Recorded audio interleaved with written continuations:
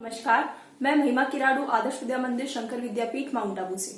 बच्चों, आज हम क्लास 6 के भैयाओं को हिंदी व्याकरण का जो हमारा प्रसंग है वचन, वो पढ़ेंगे। बच्चों, वचन क्या होता है? वचन होता है बच्चों, हमें जिस शब्द से ये पता चलता है कि वो संख्या में एक है या एक से ज्यादा, इस हिसाब से हम हिंदी में वचन बताते हैं। वचन को परिभाषित कैसे करते हैं? देखो बच्चों, परिभाषा इसकी क्या है? जिस शब्द से किसी प्राणी या वस्तु की संख्या का बोध हो उसे वचन कहते हैं। जैसे बच्चा, बच्चे। यहाँ पर एग्जाम्पल में हमें समझ में आता है कि बच्चा यानी वहां पर एक ही बच्चा है, और दूसरे शब्द में बच्चे में यानी वहां से एक से ज्यादा बच्चों की संख्या है। तो इस हिसाब से वचन के दो भेद होते हैं। एक ही संख्या का बोध कराने वाले जो शब्द होते हैं वो एक वचन कहलाते हैं, और जो हमें एक से ज्यादा संख्या का बोध कराते हैं उसे हम बहुवचन कहते हैं। हिंदी में इस हिसाब से दो प्रकार के भेद हो गए वचन के। एक हो गया एक वचन और दूसरा हो गया बहुवचन। अब बच्चों, एक वचन की परिभाषा हम कैसे बताते हैं? जिस शब्द से किसी प्राणी वस्तु की संख्या एक होने का बोध हो उसे एक वचन कहते हैं। जैसे माता, पंखा, संतरा आदि। और बहुवचन किसे कहते हैं बच्चों? देखते हैं बहुवचन क्या होता है। तो बच्चों, बहुवचन को कैसे परिभाषित करते हैं? बहुवचन जिस शब्द से किसी प्राणी वस्तु की संख्या एक से ज्यादा होने का बोध हो उसे बहुवचन कहते हैं। जैसे तिथियां, अगर एक वचन है तो तिथि, लेकिन बहुवचन है तो तिथियां, मिठाइयां आदि।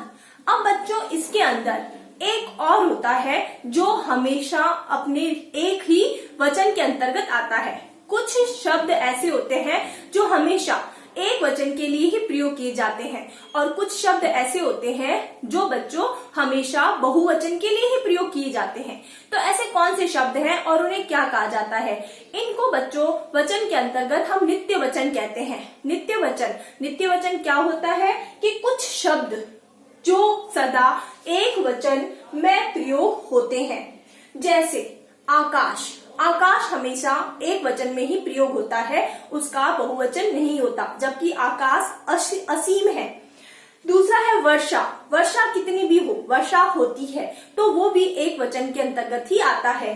घी, जनता, पानी, ये आदि बहुत सारे ऐसे शब्द हैं जिनका प्रयोग हम एक वचन में ही करते हैं। भले इनकी क्वांटिटी ज्यादा हो या संख्या ज्यादा हो, लेकिन इनका प्रयोग हमेशा वाक्य में एक वचन के रूप में ही प्रयोग किया जाता है।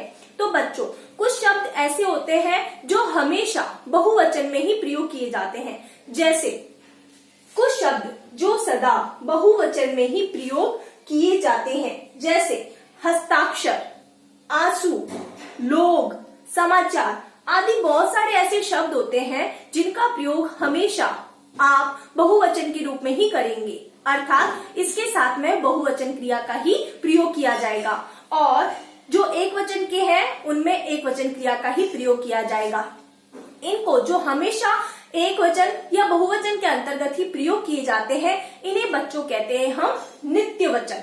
तो बच्चों, नित्य वचन, एक वचन, बहुवचन, यानी आपको वचन समझ में आया होगा। वचन, फिर से इसको हम दोहरा लेते हैं। वचन होता है संख्या को बताने वाले शब्दों को हम कहते हैं वचन, और किसकी? वो शब्द हैं जो संज्ञा या सर्वनाम शब्द होते हैं और उनको हम संख्या से बोध करवाते हैं, तो उन्हें कहते हैं वचन।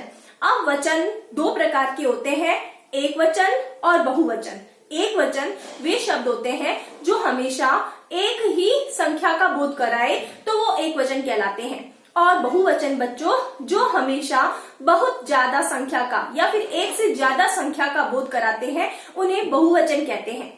और एक होता है बच्चों नित्य वचन वाले शब्द जो हमेशा अपने एक ही प्रयोग में लाते हैं, चाहे वो एक वचन के शब्द हो और चाहे वो बहुवचन के प्रयोग में हो, यानी उनकी संख्या एक या एक से ज्यादा होने पर भी उनके वचन क्रिया में अंतर नहीं आता है। तो इस प्रकार बच्चों हमने आज पढ़ा वचन, तो आपको समझ में आ गया होगा। धन्यवाद।